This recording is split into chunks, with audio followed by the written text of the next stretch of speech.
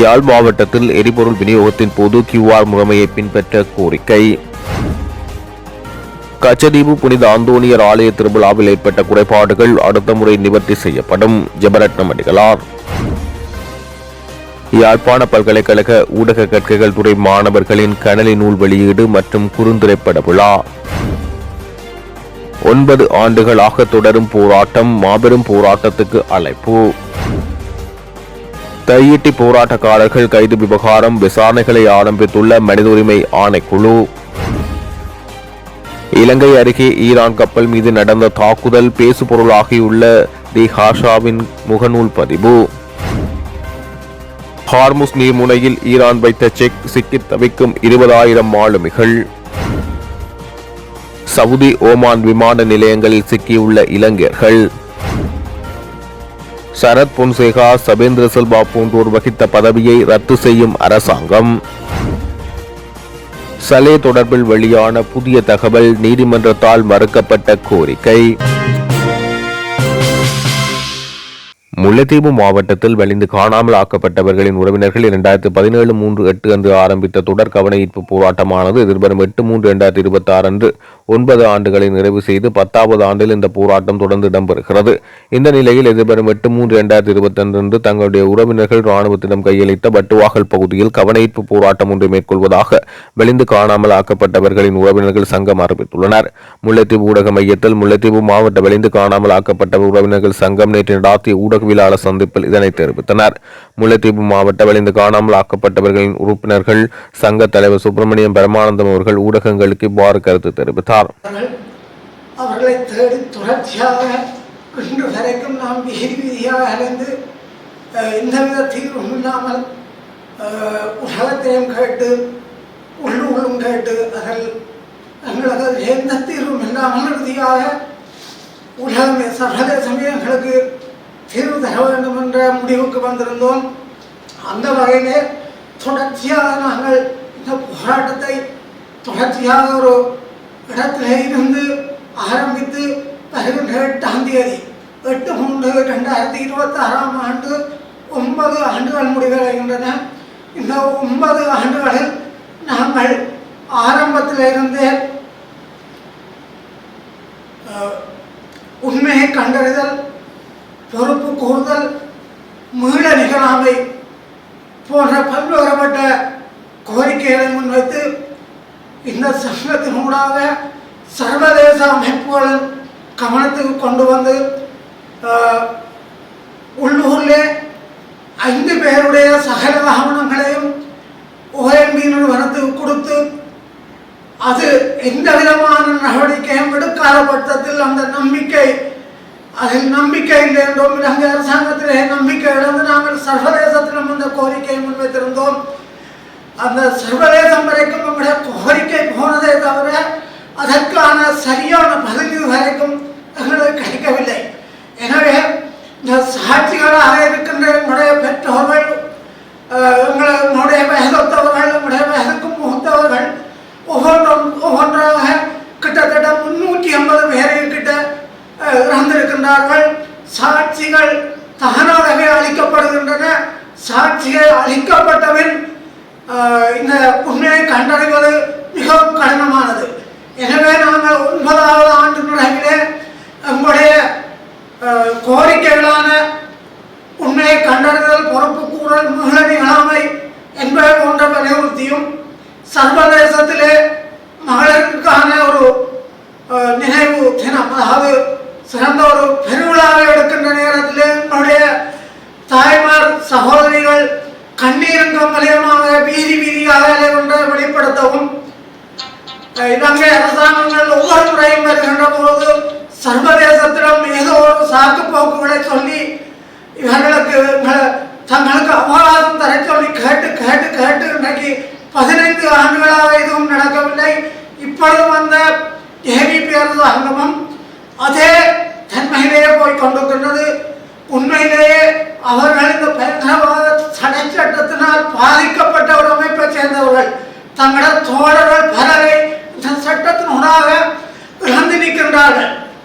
அவர்களும் இன்று 49ஆம் ஆண்டு இலங்கை அரசாங்கம் கொண்டு வந்த நிகழ்ச்சிகளிலே, அதாவது தமிழனுடைய இனப்பரம்பலை குறைப்பது, புதிய புதிய குடியேற்றங்களை எடுப்பது, புத்த விகாரங்களை புதிதாக அமைப்பது என்ற அந்த இனப்பரம்பலை அந்த அந்த கொள்கையிலிருந்து இதுவரை மாறாமல் இந்த அரசாங்கம் எங்களுடைய மாவட்டத்திலே கிலோயா என்ற ஒரு திட்டத்தை கொண்டு வந்து எந்த விதமான சாத்திய கூட்டறிக்கையும் அதை பற்றி பரிசீலிக்காமல் தான் தோன்றித்தனமாக நம்முடைய பாரம்பரிய கிராமங்களை அழைத்து அதில் ஒரு பெரிய நீர்த்தங்கத்தை கட்டுவதை கண்டித்தும் பயங்கரவாத தடை சட்டத்துக்கு பதிலாக அரசை பயங்கரவாத தடை சட்டத்தில் இருந்து பாதுகாக்கிறதுக்காக கொண்டு வரப்படும் சட்டம் உண்மையிலே அது மிகவும் மோசமானதாக இருக்கின்றது.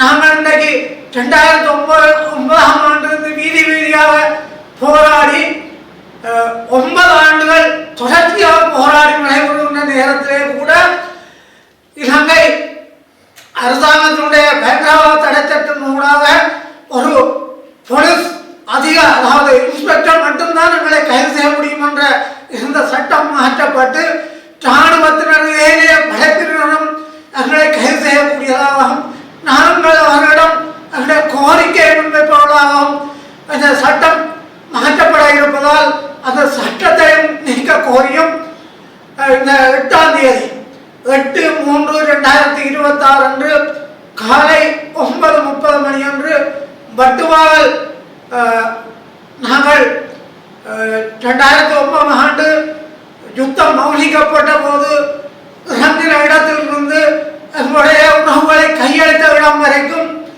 இந்த ஆர்ப்பாட்டத்தை செய்ய இருக்கின்றோம். நாங்கள் அனைவரையும் கேட்டுக்கொள்வது, உண்மையிலேயே தமிழ் தேசிய பரப்பில் இருக்கின்ற அரசியல் கட்சிகள், பொது அமைப்புகள் மற்றும் சிவில் அமைப்புகள் அனைத்துமே நாங்கள் இந்த 9 வருடங்களும் இந்த வீதி வீதியாக அலைந்து 350-400 பேரை இழந்து ஐநா சபை வரைக்கும் எங்களுக்கு கொண்டு போய் விட்டும் கூட எங்களுக்கு எந்த தீர்வும் கிடைக்கவில்லை.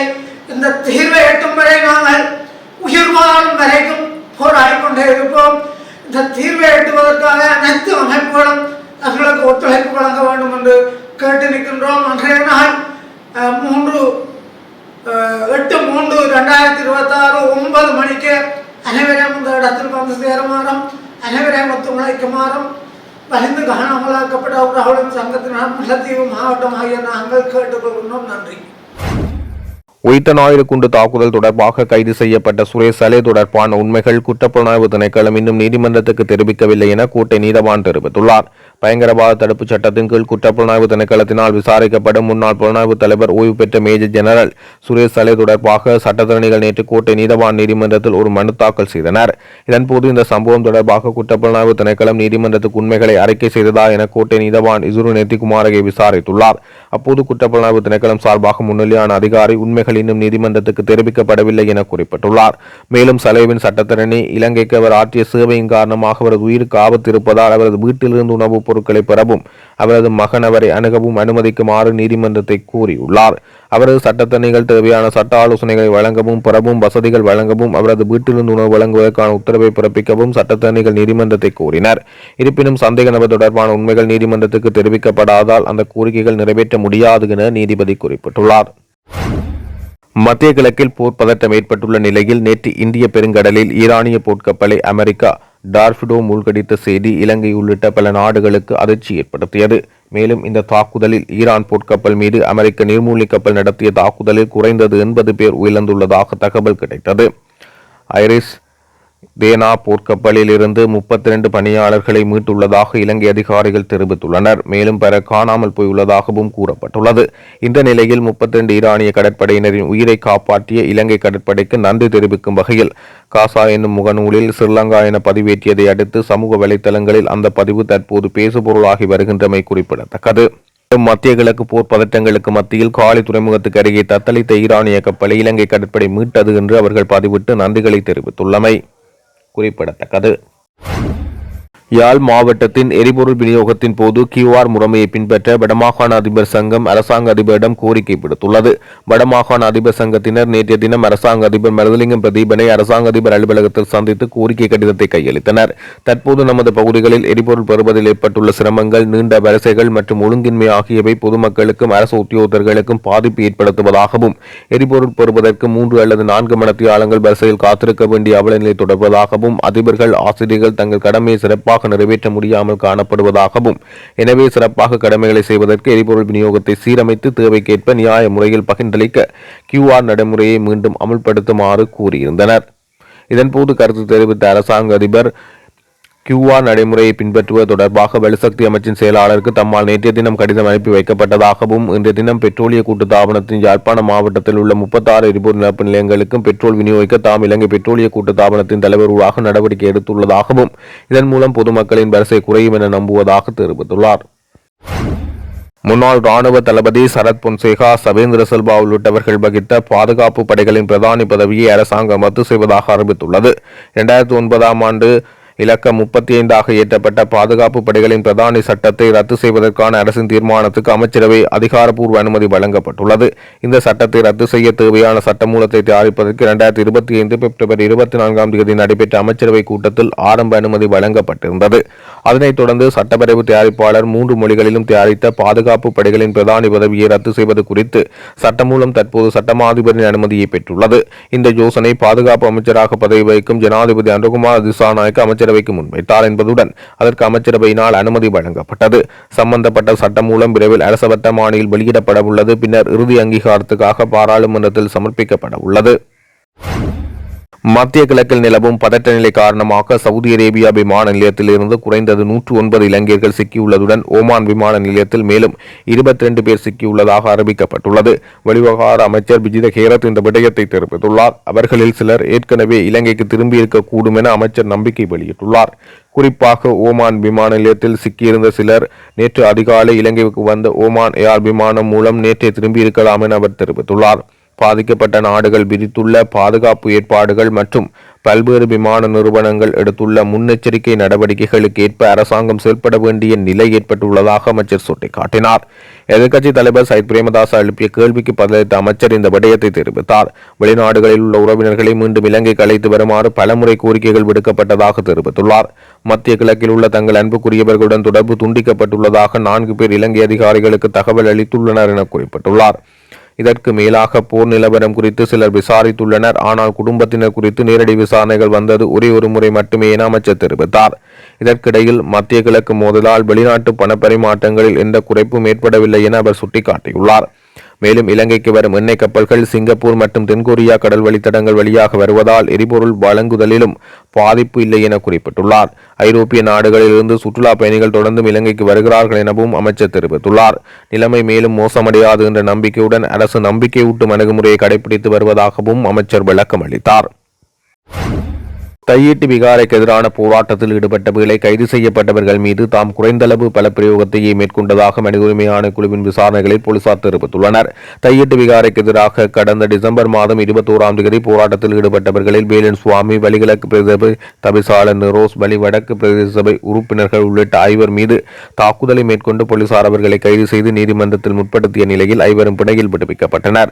இந்த நிலையில் தாக்குதலுக்கு இலக்கான வேலன் சுவாமி மற்றும் வலிகிழக்கு தவிசாளர் ஆகியோர் மறுநாள் யாழ்ப்பாணம் வைத்தியசாலையில் தங்கி சிகிச்சை பெற்றனர். போலீசாரின் தாக்குதல் மற்றும் சித்திரவதைகளுக்கு எதிராக வலிகிழக்கு தவிசாளர் மனித உரிமை ஆணைக்குழுவில் யாழ் பிராந்திய காரியாலயத்தில் முறைப்பாடு செய்தார். குறித்த முறைப்பாட்டின் அடிப்படையில் விசாரணைகளை முன்னெடுத்த மனித உரிமை ஆணைக்குழுவின் யாழ் பிராந்திய இணைப்பாளர் கனகராஜ் நேற்றைய தினம் புதன்கிழமை முறைப்பாட்டாளரையும் எதிராளியான போலீசாரையும் தமது அலுவலகத்துக்கு அழைத்து விசாரணைகளை மேற்கொண்டார்.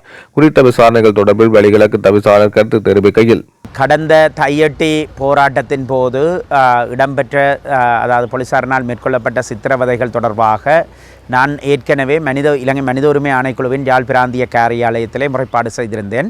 அதன் அடிப்படையிலே அவர்கள் இன்று முதலாவதாக அது தொடர்பான விசாரணைக்கு அழைத்திருந்தார்கள் மனித உரிமை ஆணைக்குழு. அதிலே யாழ்ப்பாணம் SSP மற்றும் பலாலி போலீஸ் நிலைய பொறுப்பதிகாரி ஆகியோரும் முறைப்பாட்டாளர் என்ற வகையில் என்னையும் அழைத்திருந்தார்கள். அதன் போதான நிலைமையின் போது SSPயினர் அந்த இடத்திலே வருகை தராத நிலைமையில் அவருடைய பிரதிநிதிகள் வருகை தந்து தங்களுடைய சமர்ப்பணங்களை செய்திருந்தார்கள்.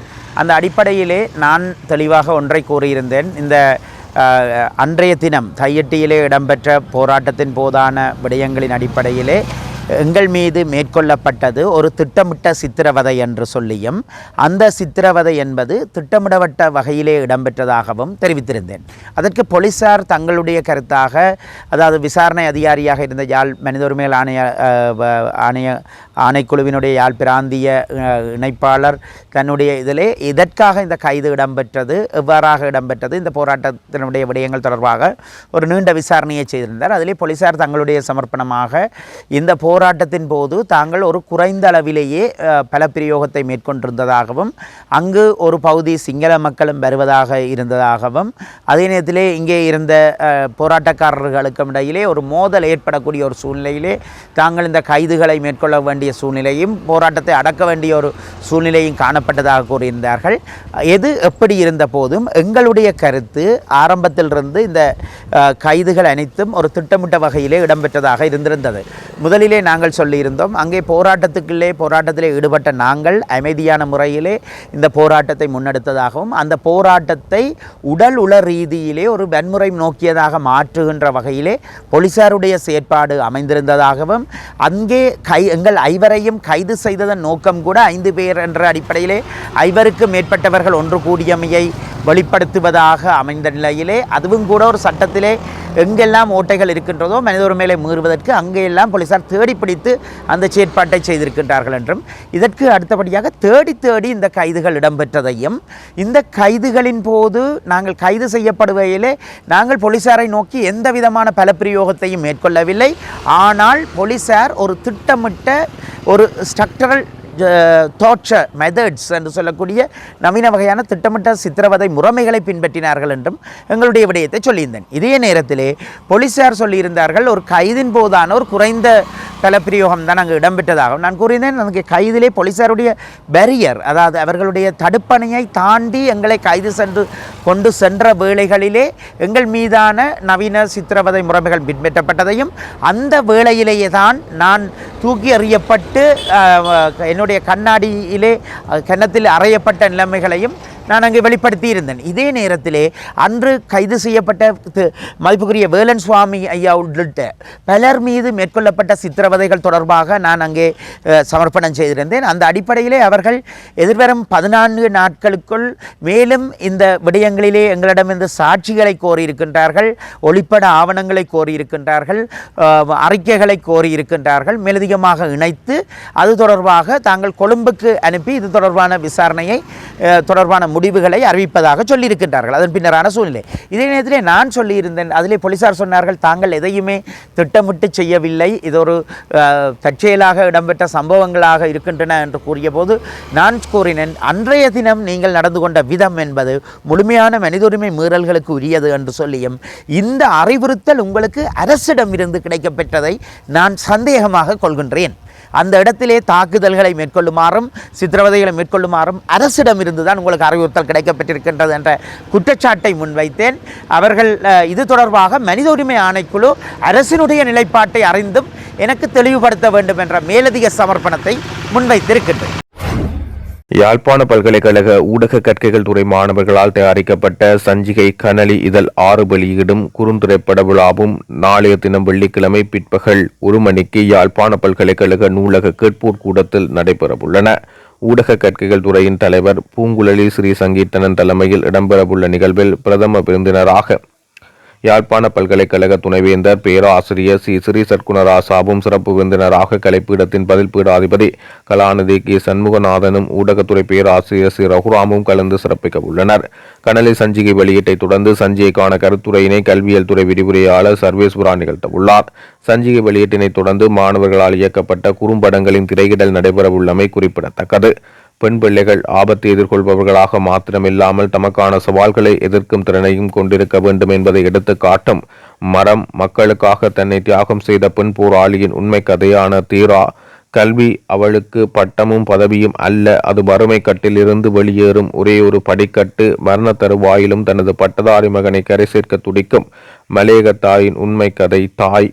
யுத்தத்தின் போது காணியை இழந்த தாத்தாவுக்கும் பேரனுக்கும் இடையிலான பாசம், தாத்தாவின் உழைப்பினால் வாங்கிய காணியை இழந்ததால் பேரன் எதிர்கொள்ளும் பிரச்சினைகளை பேசும் தாய் நிலம், காணாமல் ஆக்கப்பட்டோர் தொடர்பான இயக்கத்தை முன்வைக்கும் நாள் 3036, தாயை இழந்த மகளின் கனவை நிறைவேற்ற துடிக்கும் தந்தைக்கும் மகளுக்கும் இடையில் பாச போராட்டத்தை பதிவு செய்யும் சுவடு, மலையகத்தின் நில உரிமைக்கான குரல்களை எடுத்து காட்டும் நில வேட்கை, இன்றைய காலகட்டத்தின் மனிதாபிமானமற்ற வகையில் செயற்படும் சமூக ஊடகங்களை பிரதிபலிக்கும் கலியுகம், சமூக ஊடகங்களில் பரவும் இணைய குற்றவாளிகளை கண்டறிய துப்பறிவாளரின் முயற்சிகளை சொல்லும் டிடெக்டிவ், வாழ்வில் தான் செய்த தவறுகளை உணரும் ஒரு மனிதனின் கதையான உணர்வழி, தனது பிள்ளையை போருக்காக அனுப்பி அப்பிள்ளை வீரமரணம் எய்தியும் பிள்ளை உயிரோடு இருப்பதாக எண்ணி வாழும் தாயின் நிலைமையை பேசும் பின்னல், தன்னுயிரை கொடுத்து பல உயிர்களை காப்பாற்றும் தியாகத்தினை வெளிக்காட்டும் ஈகம், வினை விதைத்தவன் வினை அறுப்பான் என்ற கூட்டின் உண்மைத்தன்மையை வெளிப்படுத்தும் 3ஆம் விதி, ஒரு பெண் தன் இலக்கை நோக்கி பயணிக்கையில் தன்னம்பிக்கை குறைவாலும் சுற்றியிருப்பவர்களின் எதிர்மறை விமர்சனங்களாலும் முடங்கி போகும் அவள் தீர்மானிக்கும் ஒரு நொடியின் மாற்றத்தை பேசும். ஆனால் சரியான தலைமையில்லா ஓர் சமூகம் வழிப்புரல்பான பாதைகளில் பயணித்துக் கொண்டிருப்பதை பறைசாற்றும் சாயல் ஆகிய குறுந்திரைப்படங்கள் திரையிடப்பட உள்ளன. கச்சதீவு புனித அந்தோனியர் ஆலய திருவிழாவில் இந்த வருடம் ஏற்பட்ட குறைபாடுகள் அனைத்தும் அடுத்த வருடம் தீர்க்கப்பட்டு சிறப்பான முறையில் அனைத்து வசதிகளோடும் திருவிழா நடைபெறும் என யாழ் மறைமாவட்ட குரு முதல்வர் அருத்தந்தை ஜோசப் தாஸ் ஜெயரட்னம் அடிகளார் தெரிவித்துள்ளார். கச்சதீவு புனித அந்தோனியர் ஆலய வருடாந்த திருவிழாவுக்கு பின்னரான நிலைமைகள் தொடர்பான கலந்துரையாடல் நேற்று பிற்பகல் யாழ்ப்பாணம் மாவட்ட செயலகத்தில் அரசாங்க அதிபர் மருதலிங்கம் பிரதீபன் தலைமையில் நடைபெற்றது. கலந்துரையாடலின் பின்னர் கருத்து தெரிவிக்கும் போது குரு முதல்வர் இவ்வாறு தெரிவித்தார். ஹர்முஸ் நீரிணையில் நடந்த நிகழ்வுகள் காரணமாக சுமார் 20,000 மாலுமிகள் சிக்கியுள்ளதாக ஐநாவின் சர்வதேச கடல்சார் அமைப்பின் தலைவர் தெரிவித்துள்ளார். ஈரானின் கப்பல்களை தாக்கும் அச்சுறுத்தல்கள் காரணமாக அந்த பகுதியில் கடல்சார் நடவடிக்கைகள் கிட்டத்தட்ட நிறுத்தப்பட்டு விட்டது என தெரிவித்துள்ளார். மேலும் 15,000 பயண கப்பல் பயணிகள் அனைவரும் பாதிக்கப்பட்டுள்ளனர் என்றும் குறிப்பிட்டுள்ளார். உலகளாவிய வர்த்தகத்துக்கு இந்த ஹார்முஸ் நீரிணை ஒரு முக்கியமான பாதையாகும். சாதாரண சூழ்நிலைகளில் உலகளாவிய எண்ணெய் விநியோகத்தில் சுமார் 20% இதன் வழியாக செல்கிறது. இதேவேளை தேவைப்பட்டால் அமெரிக்க கடற்படை ஹார்முஸ் நீரிணை வழியாக டேங்கர்களை விரைவில் அழைத்துச் செல்லும் என டொனால்ட் ட்ரம்ப் தெரிவித்துள்ளார்.